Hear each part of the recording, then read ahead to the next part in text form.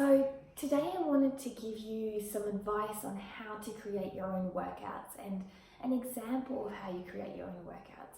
So firstly, you need to look into time, how much time you have. If you only have 4 minutes, you could do a 4-minute Tabata or an 8-minute Tabata. So that would mean that you get up, say 20 minutes earlier, because we don't make time, we create time. You get up 20 minutes earlier, you get your 8-minute Tabata in, and you have a shower and you're ready. So one of the things I learned was I had to take back my own power and do away with my own bullshit. So that meant that I had to say, okay, everybody has the same 24 hours in a day. There's many people doing more amazing things with less time than me, more commitment with me, or harder lifestyles than me, including the people that made it successful before social media marketed you out for free, including the people that had a fit body or learned handstands before they got free online workouts or chef work, including the people that, made an airplane, the Wright brothers, before they could go online and see how to build your own things or get your own information or education online, including the people that changed the way in which women and men and colour can operate in the world. They did it when the time was way more constricted in our ways of means of being. A woman couldn't run a marathon because it was believed it was bad, and so on. So I had to start to work and understand a bigger picture and give back my own power and realize everything that I need comes from within, and everything I need to do things to get fit, in this case, is already available for me. So one of the things I use is tabatatimer.com when I first started. It's a Tabata timer online. You can just Google Tabata timer and find it. It's free. You don't have to buy one. So that was the first thing, and you could set it for 20-second intervals, 10-second intervals. At first, after my pregnancy, I wasn't very fit, so I started with 20 seconds because that's all I could manage, and eventually I built up to 50 and 45 seconds, but when I really want intense and short, I do 20 seconds and I really give it power. So using Tabata timer, I then had to find, because I worked out at home, I didn't have money for a gym, and I haven't been to a gym in 6 years really, and I wanted to learn yoga and fitness. So then I went online and I looked up exercises. First it was through pictures because I didn't have a downloadable limit, and books, and then slowly videos came in of people that I started to follow. Some of those workouts didn't work for me. So what I had to do in that time was say, okay, well, I don't like this exercise. So say I don't like deadlifts because I didn't have any equipment at the time, then I do squats instead, or I do an ankle hold squat. And then it might be that I don't have the flexibility in my Achilles, so I put a little shelf under here to lift up a little bit to build the flexibility, doing the ankle hold squat with my heels not on the ground when I come low. And slowly over time, over 6 years, I'm able to put my ankles on the ground.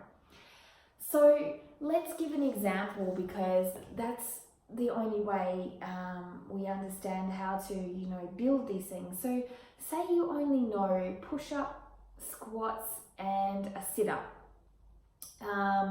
And you want some cardio as well. So we're going to do it as a 20-second work, 10-second interval for 4 minutes, Tabata timer online.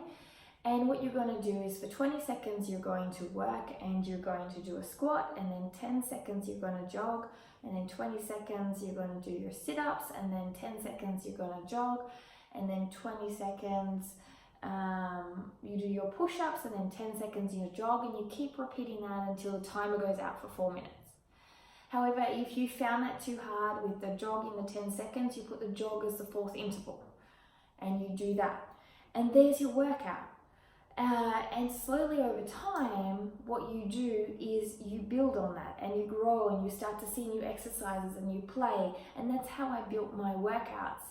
And that's how I learned to grow my exercises. And the great thing about being at home is, firstly, there's everything online that you need. The only thing stopping you is yourself and your willingness to commit. And that was something I had to learn.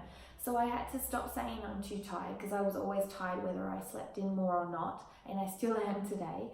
110% tired, and I had to say, okay, I'm just going to get up 20 minutes early before my daughter, before my life starts, and do something for me. The same with meditation. I decided that every time life got busy, I'm not going to do, I don't have 10 minutes or I can't quiet my mind for 10 minutes, but I'm going to sit here and breathe for 1 minute.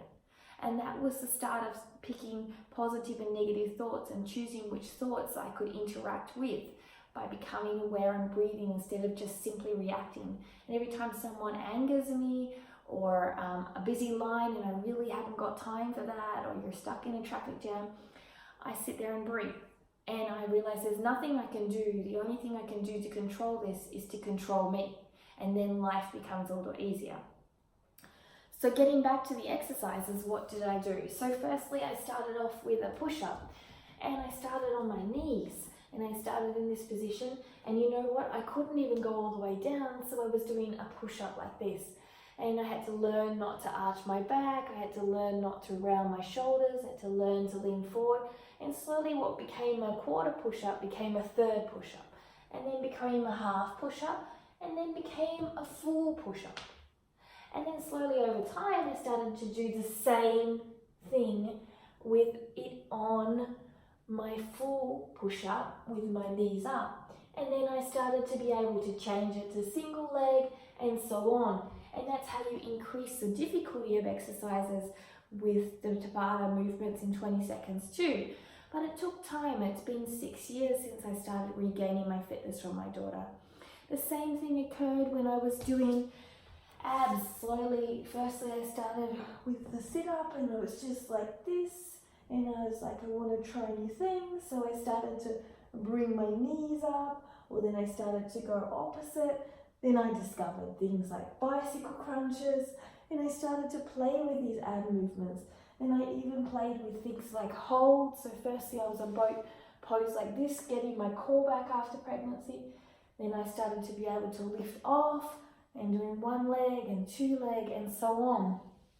And the same with squats. So as I mentioned, the flexibility wasn't there. And I couldn't do a deadlift, I didn't have equipment, so I found this exercise through Insanity. I put something underneath so it could help with my flexibility. And I grabbed my ankles and I couldn't really straighten my legs like this at the time. So I bent my legs, I was out a little bit, made sure I had straight back, and I squatted down. And slowly over time, the depth became there, and slowly over time it became to this. And then over time, you know, I invested in my fitness and I got a weight. And I also tried other squats, so normal squats here or narrow squats, changing the stepping squats. And slowly over time, I started to learn about how to grow my workouts and add and substitute into my workouts different exercises depending on my goals. And that's where and how I grew my fitness. And I think that's really important to understand. It's about our show up and what we do as humans and how we commit to the process. You won't be able to do everything at once, but over time, like I said, this has been a 6-year journey. So many things will change, but the only way to have these changes occur is to commit to the process, and you only fail if you don't try. So as long as you keep trying and growing, there's been many fall downs and many bad days and many days I've even missed a workout, but 6 years later I'm here. Not because of my failures, but because I continue to keep trying. And even with my failures, where the days I didn't work out, the days I didn't eat healthy, the days I got stressed and broken from anxiety or changes, and the whole bigger picture became this, the opportunity for me to grow as a human and to learn new skills that I never thought possible. So instead of focusing on what you can't do, instead of focusing on all the things that stop you, start looking at what you can with whom you are. And in a year from now, and 6 years from now, and even longer, you'll be so proud you did. Remember, you never fail if you keep on going. Life isn't a 30-day program. It will be some days you'll get it right for a couple of days in a row, other days you'll lean off. But as long as you keep going, like your breath, some days you hold your breath, some days you breathe fast, some days you breathe slow. The same with everything you do to achieve your goal, it can happen. But you have to show up for you, and you have to give up the bullshit weighing you down and the excuses and regrets. And it's the hardest thing in the world to get over our egos. But everybody can. But you have to remember, you are your hero. You are the person creating the change. And if you're not doing it, then the change will never occur, and no one else will do it for you. I hope this helps and gives you a little bit of motivational insight into workouts, how to get started, how to create them. Even if you do 4 minutes a day, slowly in time it will build up. Have a great day. Namaste.